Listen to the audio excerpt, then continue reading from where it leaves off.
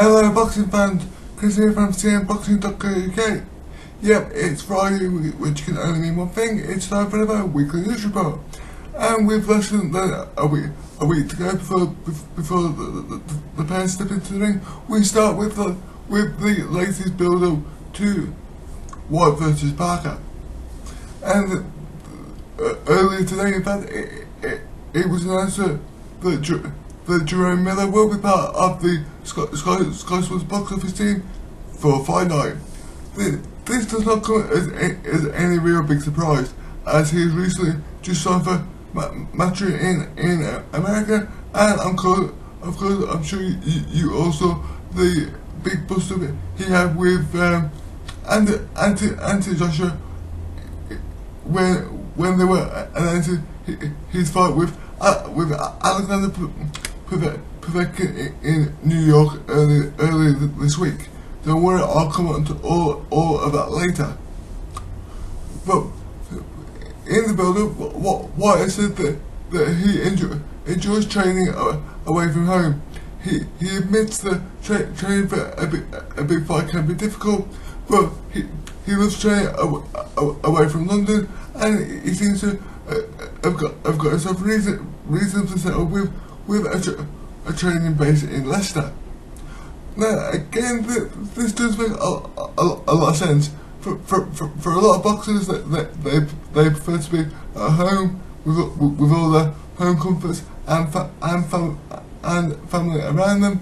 But for some boxers, they find it easier to focus if they can just go away somewhere and all they've got to focus on is their opponent.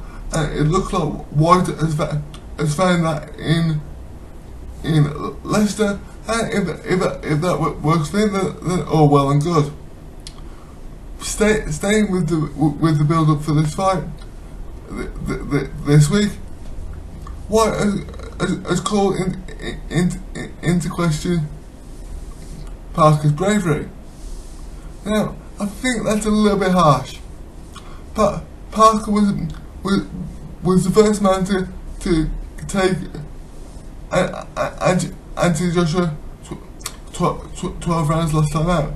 Admittedly, on my card, I think I probably gave two rounds out of the whole fight, but you can't question a guy's bravery when he's taking someone 12 rounds who previously never done it before. Personally, I just think it's a tactic to try and get into Parker's head a bit more. And if it works, then great. And as boxing fans, during a build-up to a big fight, we all love the odd bit of trash talking, which, to be honest, is all this is. Right, in other news, it looks like Mikey Garcia could be moving up to welterweight to take on Errol Spence Jr. for the IBF welterweight title. This is all dependent on whether Garcia can come through. Is hotly anticipated unification fight on July the 28th. If he does, it is expected that he will move up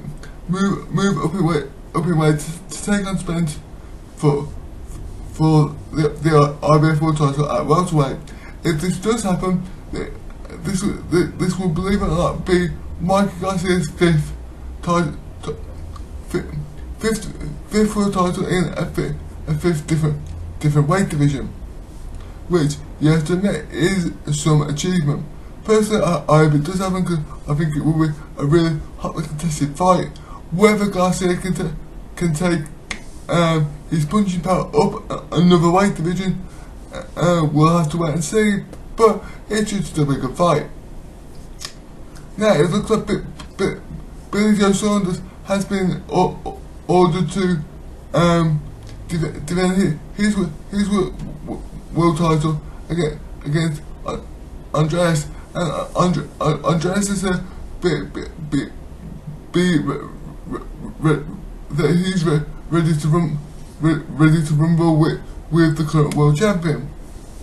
Now, so far he's spoken a good fight, but Billy Joe Saunders is a good fighter, and he's been the reigning world champion for a long period of time. I think if Andreas can use his power, then yeah, he's going to win the fight. But I also think that if Billy Joe Saunders can stick to his boxing skills, then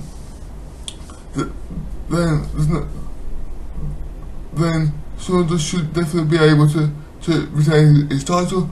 But this is another 50-50 fight, and although the fight has been made, no date has been officially announced yet. Moving into women's boxing, this week Katie Taylor has admitted that her ultimate goal is to become the undisputed champion of the world. Taylor is back in the ring on the undercard of Whyte versus Parker, putting two of her world titles on the line when she takes on Kimberly Connor. Now I have to admit I don't know much about Kimberly, but I've seen all of Taylor's professional fights, so I think it'd be much of the same. She'll outbox her for the first couple of rounds, and then possibly look for the knockout around for around 6 to 8. But the good thing about Taylor is she can stick to a game plan. So if the knockout doesn't come, she's got the boxing brains to just stick to the game plan and just outbox her opponent on the way to victory. In other news, Manny Pacquiao is once again a world champion at the age of 39. He stopped Luis Mathis in the seventh round of their fight to regain his world title, and now everyone wants to know who is going to fight next. But there's been no official announcement as yet as to whether the Pac-Man will continue to fight on. At 39, he's a world champion. What more could he possibly have to prove? But we'll wait and see. And now, of course, we have to move on to all the build-up to do with AJ and Povetkin.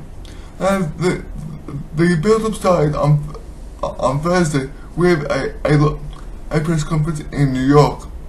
Everything was going fine, but then, as I'm sure you've all seen on YouTube and social media, Jerome Miller invaded the stage and went nose to nose with AJ. Admittedly, the pair never swapped a punch, but why do it? Miller is already ranked third by the WBA, so realistically, it's not out the question that the pair could be in the ring at some point anyway. But at the moment, obviously, AJ's got Povetkin to take care of, and then of course we're all going to be back talking about the fight between him and Wilder. So he's definitely in the world title picture. And as AJ said after the event, when you're the world champion, there's always people that want to try and talk trash, and he's used to that. If he wants to talk trash, let him. If he wants to get in the ring, he's quite happy to do that as well. in their London press conference, however, it was quite respectful between the pair. So it should be a good fight. Now many people are saying that this could be AJ's biggest test to date, and they may have a point. But Povetkin definitely carries knockout power, but he needs to actually be able to get close to AJ in order to do that. Okay, they both have very similar careers. They both had outstanding amateur careers, both former Olympic gold medalists, and Povetkin is, of course, a former world champion. So, September the 22nd could be a really good fight. Hopefully, it will be a nice tight fight, and AJ can prove some of his critics wrong, that he still can't fight when he's being pushed, even though he proved that in the Klitschko fight, and he proved it to some extent in the Parker fight. But to be honest, even though Povetkin is a very good fighter who carries knockout power, unless he can land clean on AJ's chin, I can't see the fight lasting much past the 6th round.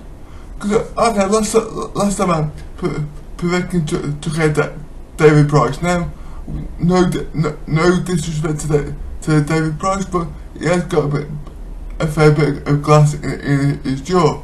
But if you look at the scorecards before that knockout, Price was up on all 3 cards.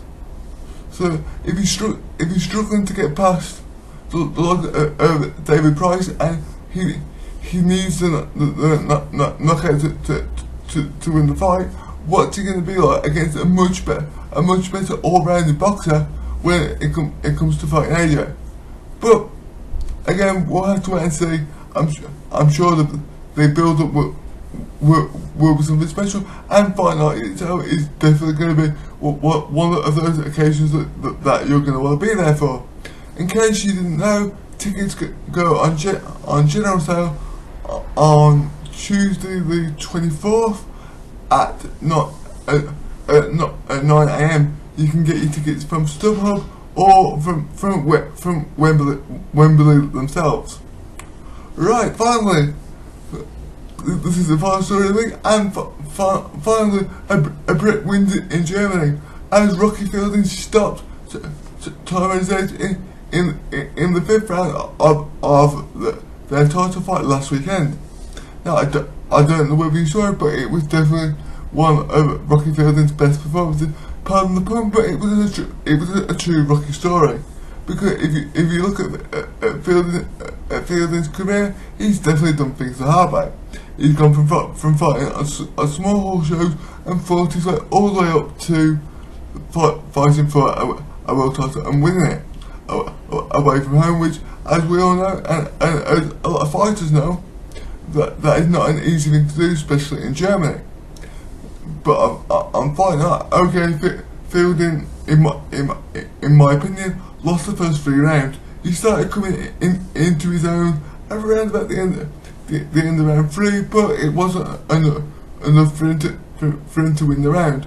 But then he caught Zerge with a couple of good shots in the 4th, which definitely took the win out of him, and then caught him with a terrific body shot in the 5th, which ended the fight with the towel coming in from his corner. But I'm taking nothing away from Rocky's performance, because it was more or less punch perfect, and he definitely stood to the game plan. But Zerge just didn't look right. He didn't look right throughout the build-up during fight week, and he didn't look particularly good on the scales, and even walking to the ring, he looked very tired and nervous. So although there's a rematch clause in the contract, we'll have to wait and see if he actually takes it. Right, I think that you guys are all caught up with everything going on in the world of boxing. Please don't forget to like, share and subscribe to my YouTube channel. If you've got any questions about boxing, leave them in the comment section, and I'll do my best to get back to you. If you want to know more about what's going on in the world of boxing, don't forget to check out my website and social media. The links, as always, are in the description, and I will talk to you guys next week with even more build-up about Whyte versus Parker. So I'll speak to you then. Have a good one.